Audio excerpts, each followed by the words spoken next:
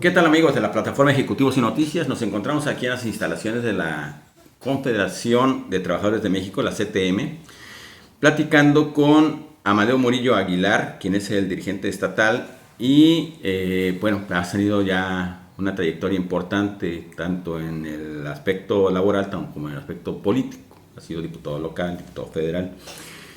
Y preguntarte, Amadeo, acerca de esta situación de la panorama laboral en el país. ¿Tú cómo lo observas?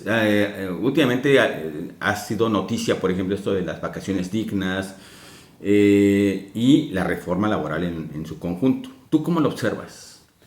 Pues mira, creo que muy acertada la iniciativa que se acaba ya de aprobar, el considerar 12 días de inicio para los trabajadores que cumplen un año de trabajo. Esto anteriormente se venía considerando casi a los 4 años, casi podías tú lograr finalmente, porque está considerado en la Ley Federal del Trabajo, que después del primer año se van acumulando dos años y 2 años, ¿no? Subsecuentemente en los años. De tal suerte que los 12 años los venías logrando casi a los 4 años, ¿no? Que estaba Los 12 contemplado días. los 12 días, ¿no? Entonces, el hecho de que sean, al cumplir un año de labores los trabajadores de no ingreso, pues obviamente le da un alargamiento a los días que pudieran ser, y bueno, y además vienen que sean continuos, ¿no? Porque esto de que te los dan 6 días y que después otros 6, yo creo que finalmente tienen un respiro los trabajadores al acumular de un año, los 12 días continuos. Es una gran reforma que finalmente se le da justicia por ese lado para que los trabajadores puedan rehacer energías, disfrutar de precisamente 12 días continuos y poder regresar a su centro de trabajo con nuevos bríos y con nuevas maneras de poder reiniciar sus labores después de este descanso. Y con respecto al aspecto de que pudiera también darse una reforma para reducir sustancialmente las jornadas de trabajo, que pudieran ser en 6 días, 6 horas. 6 horas, perdón, diarios, pues obviamente ha estado presente esa iniciativa desde hace mucho tiempo. A ver si no nos gana, a ver si no nos gana el hecho de lo que significa la robótica, las altas tecnologías, y que viene muy grave ese tema porque viene desplazando a miles de trabajadores.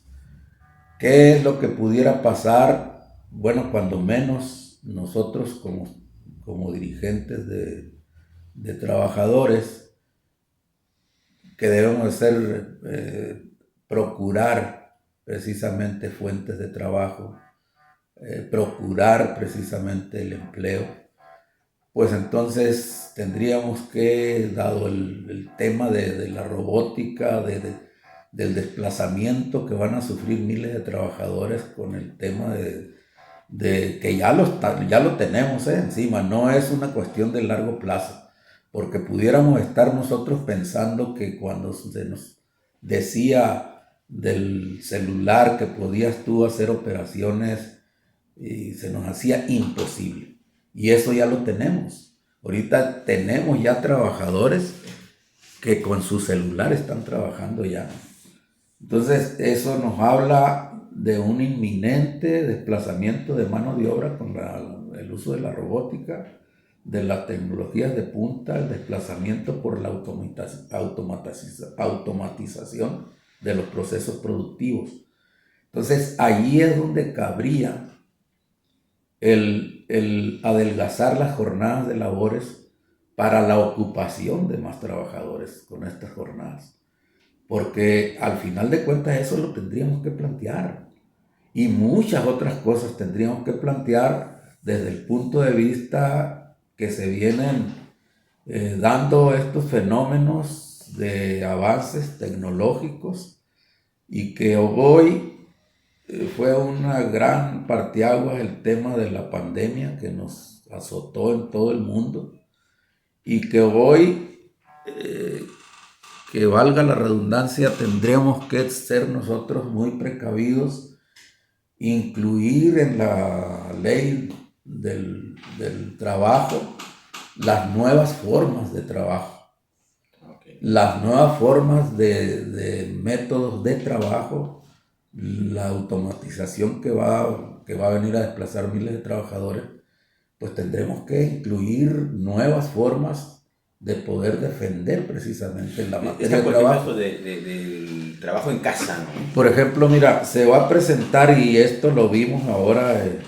con la pandemia, del trabajo precisamente que se está dando en los hogares de muchos trabajadores. Eso tendría que legislarse, porque al final de cuentas muchos trabajadores más van a seguir trabajando desde su casa. Eso tenemos que legislarlo porque al final de cuentas estamos transfiriéndole a los trabajadores los gastos en su casa de consumo de energía eléctrica, de agua, espacios, en fin, el tiempo que se requiere y sobre todo los gastos que significarían para un patrón. Entonces, eso no está contemplado y eso tendremos que legislar definitivamente para poder contemplar todas estas formas nuevas de trabajo de los trabajadores que hacen su trabajo desde casa, ¿no? Sí, porque ahora hasta incluso el celular, la computadora, pues, el trabajador es el que lo compra, lo adquiere, ¿no? Exactamente. Y ese dinero es un ahorro para la empresa en este caso. Está muy complicado el tema de que se va a presentar, toda vez que cada día más estamos introduciéndonos más en la dependencia de la tecnología, de las innovaciones tecnológicas. Tenemos que tener los focos prendidos en ese tema y tener que legislar sobre eso. Por otro lado, tuvimos nosotros un gran rezago del salario mínimo en este país.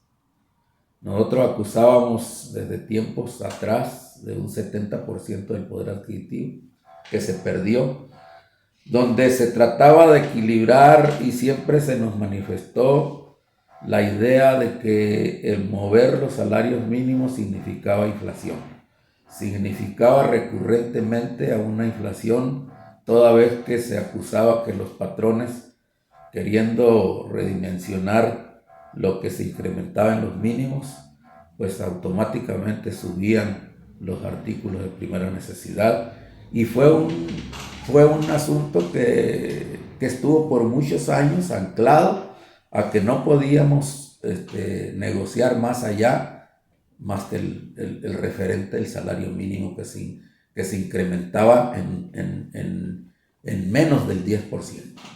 Entonces esto fue perdiendo su poder adquisitivo, cuidando precisamente el tema inflacionario. Hoy se ha roto ese paradigma y, por ejemplo, este año estamos con un 22%.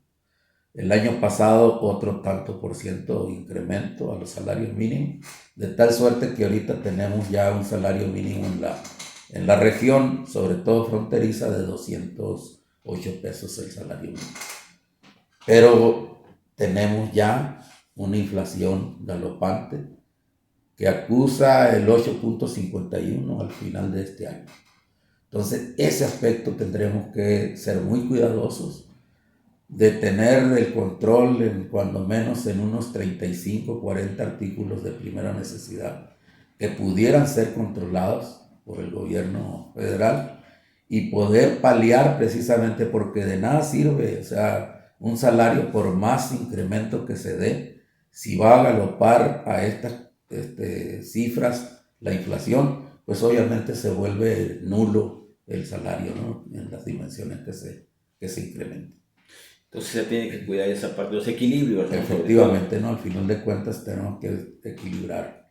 precisamente. Y sobre estas que ahorita me estás comentando de las nuevas tecnologías y las carreras que tendrán que, obviamente, pues fomentarse, ¿no? Porque, pues hablamos de que también la tecnología efectivamente, pues va a hacer desplazamientos de mano de obra convencional, pero también presenta retos, ¿no? A futuro en cuanto al desafío de irse adaptando a estos nuevos paradigmas de la tecnología, del trabajo computarizado, la robótica.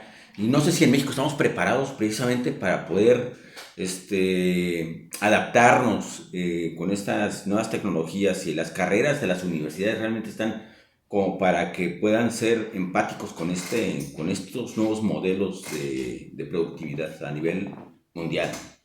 Pues mira, aquí precisamente nos habla de un sistema educativo que tiene que llegar a los niveles precisamente de los que no, menos tienen, y que la preparación educativa tendrá que ser redimensionada, sobre todo a las altas tecnologías.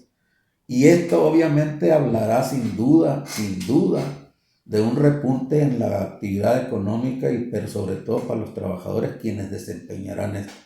Por eso aquí hablo de que pudiera finalmente los trabajadores que en un momento van a estar al mando precisamente de estas automatizaciones de los procesos, pues obviamente hablará sin duda de una capacidad económica para estos trabajadores, y aquí es donde habría que redimensionar los tiempos laborales para dar espacio a muchos más trabajadores, ¿no? Y que eso es nuestra obligación al final de cuentas, ¿no? De que se procuren fuentes de empleo para los trabajadores.